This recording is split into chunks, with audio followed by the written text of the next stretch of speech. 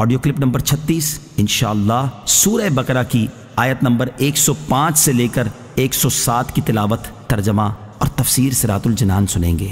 بسم اللہ الرحمن الرحیم۔ ترجمہ: اللہ کے نام سے شروع جو نہایت مہربان رحمت والا ہے۔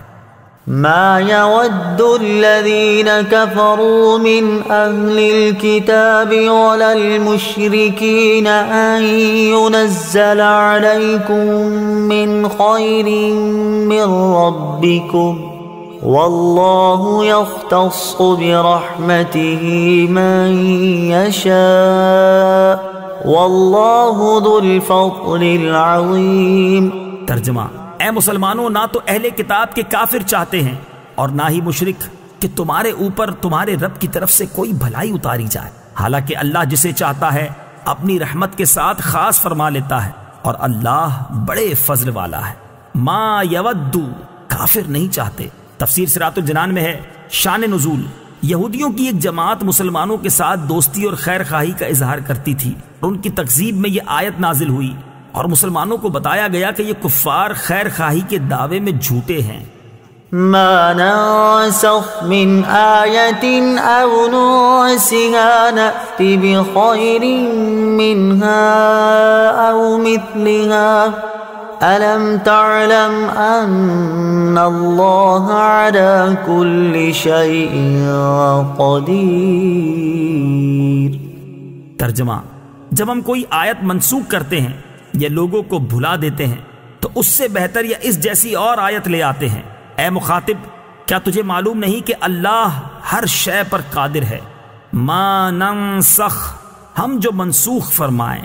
تفسیر صراط الجنان میں ہے نسخ کا معنی ہے سابقہ حکم کو کسی بعد والی دلیل شرعی سے اٹھا دینا، اور یہ حقیقت میں سابقہ حکم کی مدت کی انتہا کا بیان ہوتا ہے۔ اس آیت کا شان نزول یہ ہے کہ قرآن کریم نے گزشتہ شریعتوں اور کتابوں کو منسوخ فرمایا تو کفار کو بڑی وحشت ہوئی اور انہوں نے اس پر اعتراضات کیے۔ اس پر یہ آیت مبارکہ نازل ہوئی اور بتایا گیا کہ منسوخ بھی اللہ تعالیٰ کی طرف سے ہے اور ناسخ بھی، دونوں عین حکمت ہیں، اور ناسخ کبھی منسوخ سے زیادہ آسان اور نفع بخش ہوتا ہے، لہٰذا قدرت الہی پر یقین رکھنے والے کو اس میں تردد کی کوئی گنجائش نہیں۔ کائنات میں مشاہدہ کیا جاتا ہے کہ اللہ تعالیٰ دن سے رات کو، گرما سے سرما کو، جوانی سے بچپن کو، بیماری سے تندرستی کو، بہار سے خزاں کو منسوخ فرماتا ہے۔ یہ تمام نسخ و تبدیل اس کی قدرت کے دلائل ہیں۔ تو ایک آیت اور ایک حکم کے منسوخ ہونے میں کیا تعجب؟ نسخ حقیقت میں سابقہ حکم کی مدت کا بیان ہوتا ہے کہ وہ حکم اس مدت کے لیے تھا اور اب وہ مدت پوری ہو گئی، صرف یہ تھا کہ ہمیں وہ مدت معلوم نہ تھی اور ناسخ کے آنے سے معلوم ہو گئی۔ کفار کا اعتراض تو جہالت و ناسمجھی کی وجہ سے تھا، لیکن اہل کتاب کو تو کسی بھی صورت یہ اعتراض نہیں کرنا چاہیے تھا، کیونکہ حضرت آدم علیہ السلام کی شریعت کے بہت سے احکام تو وہ بھی منسوخ مانتے ہیں، جیسے بہن بھائی کا آپس میں نکاح۔ یوں ہی یہودیوں سے پہلے ہفتے کے دن دنیاوی کام حرام نہ تھے، ان پر حرام ہوئے۔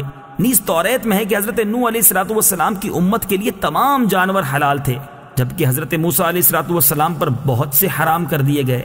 ان تمام چیزوں کے ہوتے ہوئے نسخ کا انکار کس طرح ممکن ہے؟ نأتی بخیر، ہم بہتر لے آئیں گے۔ تفسیر صراط الجنان میں ہے فرمایا کہ ہم کسی آیت کو منسوخ فرما دیں یا بھلا دیں تو اس کی جگہ زیادہ آسان اور زیادہ ثواب والا یا کم از کم پہلے والے حکم کے برابر حکم لے آئیں گے۔ پہلے سے زیادہ سہولت والے کی مثال ہے جیسے پہلے 10 گنا تک کے لشکر سے جہاد کا حکم تھا، پھر صرف دگنا تک کے لشکر سے جہاد میں ڈٹے رہنے کا حکم نازل ہوا۔ زیادہ ثواب کی مثال ہے جیسے پہلے ایک قول کے مطابق روزے کی طاقت رکھنے والے کو بھی فدیہ دینے کی اجازت تھی، لیکن بعد میں اس پر روزے کا حکم ہی متعین کر دیا جو فدیہ سے زیادہ ثواب والا حکم ہے۔ سہولت میں برابر کے حکم کی مثال ہے جیسے بیت المقدس سے پھیر کر خانہ کعبہ کو قبلہ بنا دیا گیا، حالانکہ دونوں کی طرف منہ کر کے نماز پڑھنے میں برابر درجے کی سہولت ہے۔ أَلَمْ تَعْلَمْ أَنَّ اللَّهَ لَهُ مُلْكُ السَّمَاوَاتِ وَالْأَرْضِ وَمَا لَكُم مِّن دُونِ اللَّهِ مِن وَلِيٍّ وَلَا نَصِيرٍ۔ ترجمہ: کیا تجھے معلوم نہیں کہ آسمانوں اور زمین کی بادشاہی اللہ ہی کے لیے ہے اور اللہ کے مقابلے میں تمہارا نہ کوئی حمایتی ہے اور نہ ہی مددگار۔ لہو ملک، اسی کی بادشاہی ہے۔ تفسیر صراط الجنان میں ہے اللہ تعالیٰ کو اختیار ہے کہ اپنے ملک میں جو چاہے جب چاہے قانون جاری کرے۔ جب کائنات میں تبدیلی ہوتی رہتی ہے، دن جاتا ہے رات آتی ہے اور سارے جہان میں ہر طرح تبدیلی ہوتی رہتی ہے، تو شرعی قانون میں بھی تبدیلی ہو سکتی ہے، اور یہ تبدیلی مخلوق کی مصلحت کی وجہ سے ہے۔ من دون اللہ، اللہ کے مقابلے میں۔ تفسیر صراط الجنان میں ہے اللہ تعالیٰ کے مقابلے میں کوئی کسی کی مدد نہیں کر سکتا، ہاں اللہ تعالیٰ کی اجازت اور اختیار دینے سے مدد ہو سکتی ہے۔ قرآن و حدیث میں اس کی کئی مثالیں موجود ہیں، جیسے حضرت عیسیٰ علیہ السلام بیماروں، کوڑیوں اور نابیناؤں کی مدد کرتے تھے۔ فرشتوں نے غزوہ بدر اور غزوہ حنین میں مسلمانوں کی مدد کی۔ حضرت سلیمان علیہ نبینا علیہ السلام کے وزیر نے تخت بلقیس لا کر مدد کی۔ نبی کریم علیہ السلام نے سینکڑوں مرتبہ صحابہ کرام علیہم رضوان کی کھانے پینے، بیماریوں اور پریشانیوں میں مدد کی۔ حضور غوث پاک رضی اللہ تعالی عنہ اور اولیاء کرام رحمت اللہ تعالی علیہم کا مدد کرنا لاکھوں لوگوں کے تجربات اور تواتر سے ثابت